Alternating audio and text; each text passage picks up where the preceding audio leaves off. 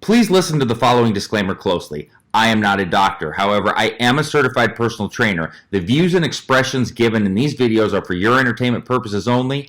I am not advising nor condoning use of any of the things that we discuss in any way, shape, or form. So please be entertained and enjoy the videos.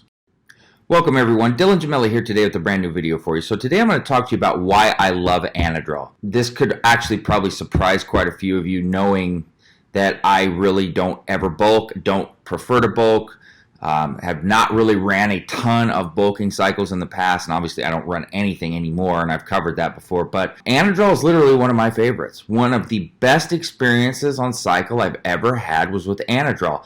I'm going to actually link you guys a cycle log that I did. I believe it was 2016 or 17. It's one of the most successful cycles I've ever had. Now, granted, there was trend involved in that cycle as well, and this actually isn't a cycle that I totally recommend people to do. It was a more advanced cycle. It was a one-time deal for me, but I am telling you this. For me, Anadrol was absolutely amazing. Now, you got to understand something. My diet is so strict, and one of the reasons I was able to do the kind of progress I had on this was because my diet is so consistent, so dialed in, so locked in. So you have to understand that just because I had these sort of results with Anadrol doesn't mean everybody will, because Anadrol can turn out to be quite, like, I guess to say sloppy or wet for some people, and very high in side effects. But if you follow my cycle log, I eased into the dosing. I didn't try to overdo it, and I worked my way up. I actually started at 25 milligrams and ended up working up my way to 100. But you got to remember too, running this with tren, and granted I was running a long ester tren, you got to be careful to have things with such high side effects, especially things that can hit your cholesterol and blood pressure and things like that, which tren and Anadrol both do. Now, tren won't hit your liver, and Anadrol absolutely will smash it, but you think about how hard tren is on cholesterol and blood pressure, and then how hard Anadrol is. So you've got to be careful if you run a cycle like that. We're simply talking about Anadrol here. For me, the most I've ever been able to put up on my bench for 10 reps, numbers that I just can't believe. I was shoulder pressing 90 to 95 pound dumbbells. I was able to bench press 275 for 10. This was, and you could see how much bigger I was in these pictures as opposed to now, because I'm training for marathons and doing 10 miles a day and things like that. I clearly was not doing that at this time. I was probably 25 pounds heavier. Significant difference.